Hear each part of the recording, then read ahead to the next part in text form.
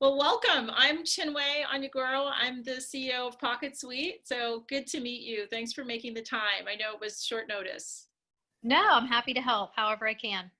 Really interested in learning just more about you, your story, the work that you do, and also just what your experience is right now. Particularly, when we started this process, we were kind of sliding out of COVID-19, and we were seeing all sorts of really positive Right back in. sides. And I'm just flabbergasted. So it would be interesting to just hear from you kind of what that experience is. Yeah. Well, I mean, I can tell you that I have a pretty wide variety of business interests, but when it comes to my personal practice, like my skincare practice, it has been one of those things where I really think that people are kind of on one or two teams. The first team is I'm ready to go back. I don't care what happens. Like I'm on it. Like That's I'm ready my to. team. I'm on that Yeah. team. Me too. And then the other team is, oh my God, we're all gonna die, and we all have to stay inside forever. Those people have accumulated all of the toilet paper and every other hard to find item that you can think of everywhere. So I'd have to say of my client base, probably 75% or 80% of those people are on team let's go back right now, like we gotta come back. Nice. And the 25% remaining, they really respond well to additional precautions that we're taking. And I'm a member of the ASCP, Associated Skincare Professionals. And so one of the things that they did was really put out a back to work guide and things like that. So I follow that guide pretty closely. They are my malpractice carrier, so you should pay attention to the person who's kind of on your team. Covering you, right? Yeah. So, but I also take it a little step further. I'm really very cautious, and I think if you publish what you're doing for people, they really find some comfort in the fact that there is an additional level of security or precaution being taken on their behalf. And we try to do a good job at communicating that to clients, just so they have a good idea as to what to expect when they come for a treatment. So we started that process. And then, for people who are still not ready, we just try to meet them where they are, So for example, a lot of my clients are on a subscription service. Okay. Probably, I'd say more than about maybe about half of my income every month is on a subscription service. And so I just, I have all of I call them my VIPs or my members. All of my members are in 2 different text groups that I send them random texts through PocketSuite all the time. And so I just kind of touch base with them and say, hey, are you ready? Are you not ready? And so then I defer their payment one additional month if I feel like they're not. And some people really want me to still collect their payment, which is fine because they're trying to support me.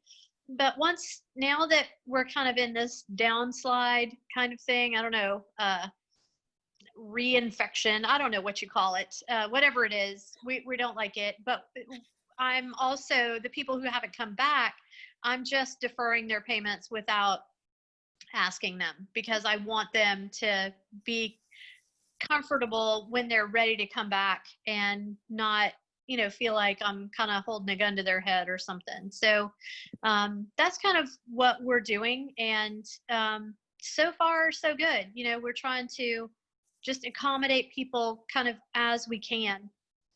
So 75% is actually a really high number for in-person interactions given where we are. So, if you ask kind of the typical person who doesn't get esthetician sort of aesthetic services, they're sort of like, isn't that a luxury?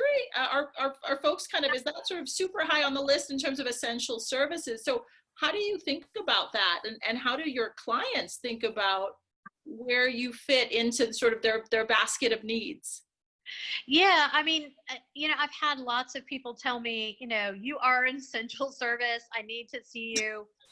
Because a lot of my clients are on a monthly membership, they're used to coming in every month. But there's another arm to this that is not really something that I think people are expecting, and that is there are so many people that aren't coming back to work that I have new clients kind of coming out of the woodwork. I'm not sure what's happening. I mean, I'd like to think that I'm awesome and they just like, And you hey, are. yeah, I need to see her. But I think that one of the things that has a lot to do with it is I do ask clients, again, it's an automated message that I have set up through PocketSuite. I just ask them for a review after 3 days of their service. And I get lots of Google reviews and lots of reviews back from clients. And, one of two clients that I can think of in particular have come back since the COVID reopening. I think we reopened May 13th or 18th or something, whatever it was, when the governor lifted the order in our state.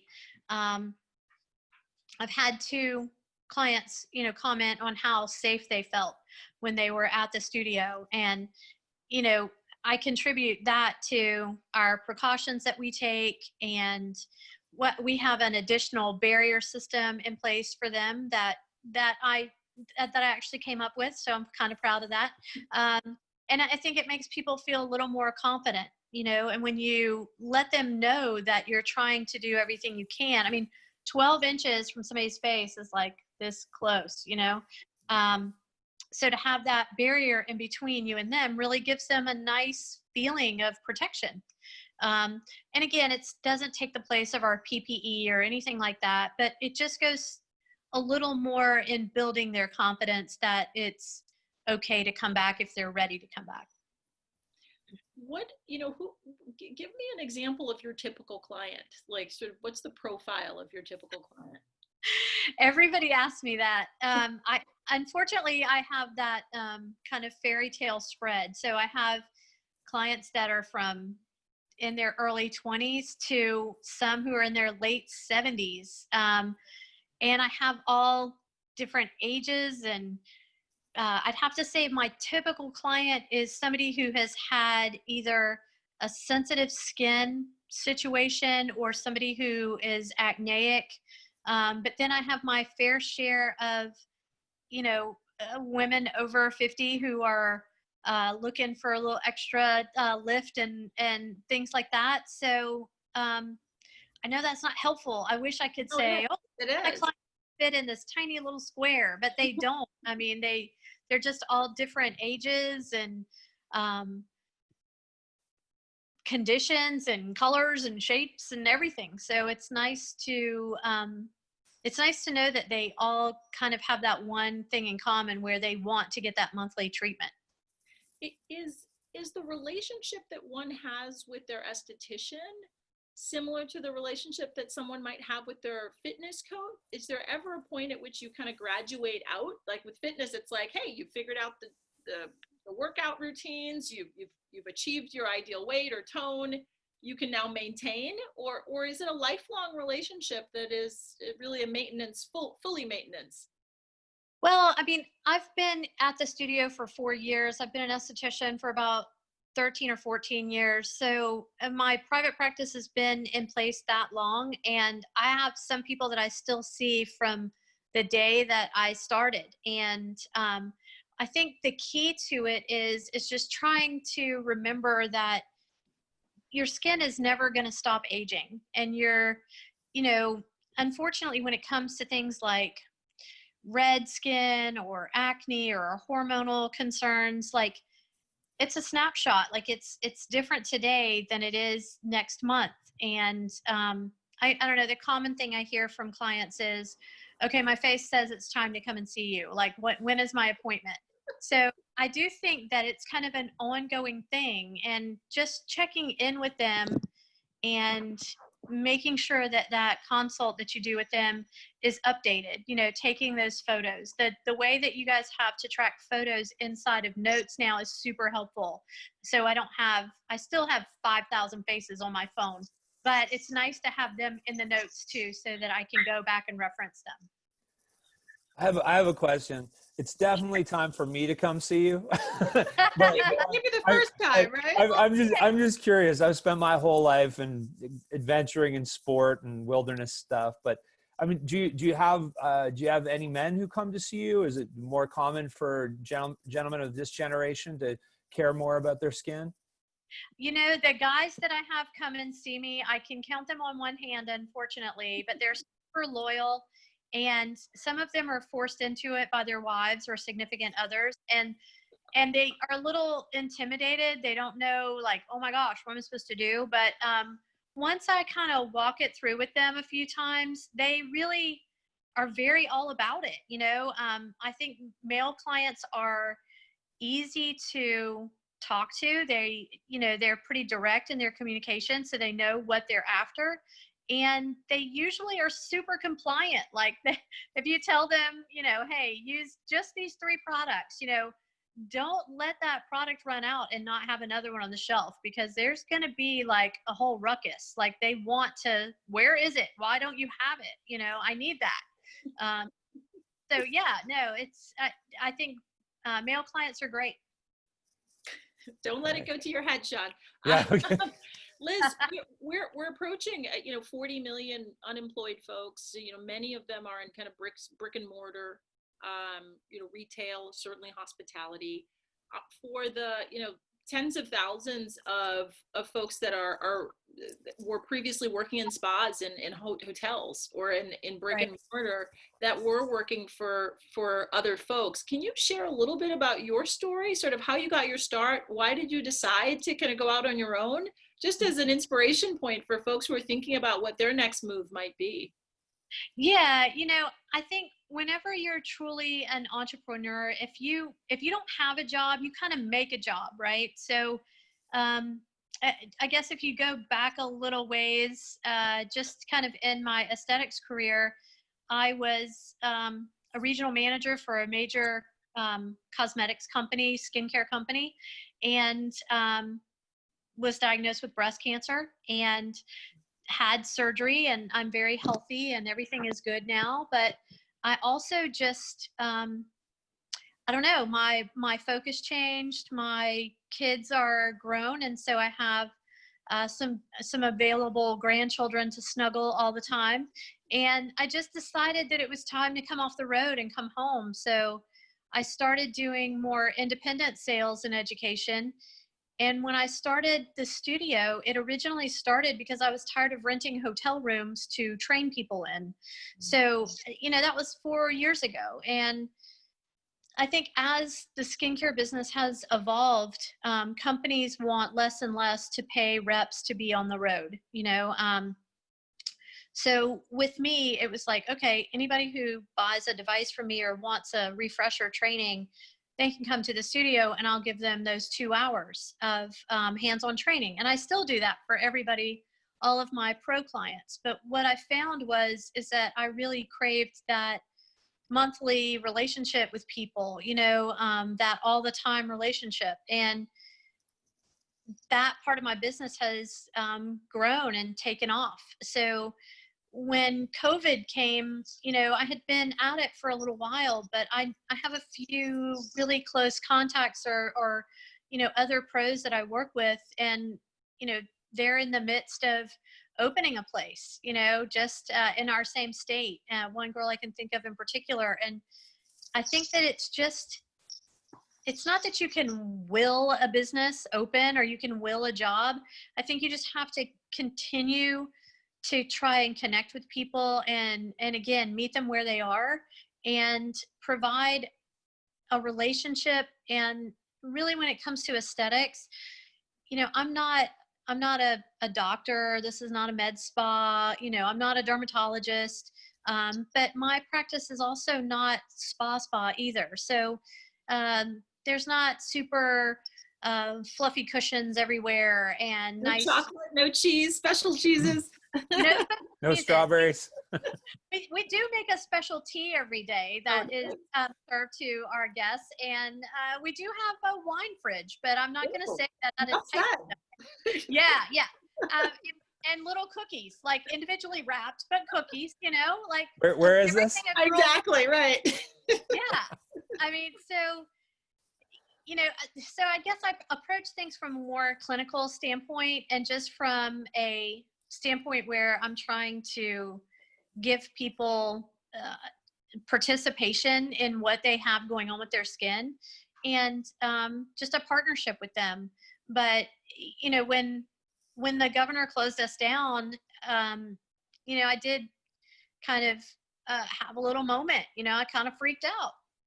I wasn't really in debt up to my eyeballs. I tried to keep my business plan pretty simple, and I knew I could make it for a few months. And me, like other probably small businesses, I had to lay off a girl that's on my staff, two staff members I had to lay off, and they immediately were picked up by unemployment. But being the owner, I was not. So, you know, we kind of gimped by a little bit, and my husband and I came up with the idea for the facial guardian. And instead of pulling back, we went and cashed our savings in and had a product made. So we went to work knowing that it was a risk, but I think every entrepreneur takes a risk. And if you don't have a job, you got to make a job. So I also did a lot of virtual stuff with my clients. And, one of the things that I'm looking forward to while I'm back at work is being able to connect virtually with maybe clients who are either health compromised, they're going through cancer treatments or other types of immune compromised situations, that we can provide a drop-off box so that that box is dropped at their front door. And in some instances, it might contain equipment, or other things that we can do a facial with them over the phone, just like we're talking right now. And then that box will be returned and equipment sanitized, and then the next treatment can take place. So we're working hard to make sure that that happens. I think that's a little easier with skincare than it is with massage. But, we're trying to put together some stretches and other things so that if somebody's hurting or they're trying to maintain some body balancing, they have a shot at doing that on their own. So let me ask you this. When we've talked to others who, again, we're on the upswing and thinking about the future and what's next, one of the things we talked about is sort of in the post-COVID reality, whenever that is, are there things that you're doing now that you think you'll continue to do? So you've invested in now a new product, you're creating sort of a drop-off business. Are these things that are stopgaps while we're in COVID, or do you think these are sort of kind of a new norm for you and your business? No, I mean, the facial guardian is going to be, I'm patent pending on that product. I've invested a lot of energy and love and everything else on that. And who wants to lean over a client with a face full of extractions and just like have on some safety glasses? No one wants to do that. So, I think the facial guardian is here to stay. I don't know that for sure, but people who have used it, they really enjoy using it. And so I don't ever plan on not having that. And when it comes to the virtual treatments, one of the things that I really want to continue to do is perhaps create a small box that I can provide to local clients who I'm a prior volunteer for Look Good, Feel Better. And Look Good, Feel Better changed a little bit several years ago in the sense that the American Cancer Society no longer sponsors them because not because they're it's a great organization. I still love the American Cancer Society, but they chose to invest their resources and their time into providing transportation for cancer patients to get to and from treatments. They felt like that was a more value add for every type of patient. So, but here locally, that means that Look Good, Feel Better kind of dried up. And what I'd like to do is prepare a box. And, you know, I've talked to a couple of vendors, but there are a few in mind that I really want to talk to provide a box that has, you know, very specific things. And then that would be the way that we could talk with cancer patients. And, you know, every cancer patient wants eyebrows, right? So, oh, I'm sorry. I have No, that's lovely. I love it. We've got lots of dog trainers. They'll be smiling when they watch this video. Oh my gosh, I can go and close the door. No, don't worry. Don't worry. Okay. The irony, there was no barking dogs when we interviewed the dog trainer. But when we- Really? Yeah, no. Every esthetician should have a dog, I think. I don't know. But, you know, the boxes would really be a great thing for these cancer patients. Every cancer patient wants eyebrows. And it's really intimidating, even with a YouTube video, to not have somebody like help you walk through and connect those dots. So that's what I hope to work virtual treatments into, is something that is more of a nonprofit arm or a, you know, a charity arm from me to my community. That's really amazing. And I have a question. You're a very gregarious person. You're obviously a very, very giving person. What sort of personality do you need that type of personality in your field? Like, would you say, look, if you're not a people person, this is the wrong job for you. If you aren't community minded and like to talk and listen to people's problems, this probably isn't right for you. Would you say that? I would say that if you are not, they don't teach you how to run your own business whenever you're in aesthetic school, but you know, there are some things that people just can't teach you. You have to kind of have that innate thing where you want to help people and you want to be connected to people. And I do think having an outgoing personality does help, but more importantly, I think being able to just be with people and hold the space with them, even when you don't agree with them or you do agree with them. It's a common thing for people to tell me, you know, hey, okay, so I already paid for the facial, but how much is the therapy session from today? And, you know, it's always tell them it's all part of the service, all part of the service. But, you know, I think you do have to have some genuine care for people, but I think that can also throw you out of balance a little bit. You know, you can give too much. So it's hard to stay in balance, not give too much, not give too little. I always err on the side of giving more to somebody than what they expect to receive from me. And I think that really helps me in every aspect of my life, but definitely with my business for sure. So Liz, what sort of lightning round of questions. So is there a place that we can send people to, because we have thousands of estheticians on PocketSuite who I think would benefit from the Face Guardian. Is there a place we can send them to say, check it out, get one for your practice? Absolutely. You know, the studio website is skinprostudio.com, and it's facial/guardian. Perfect. So, and you'll find it there.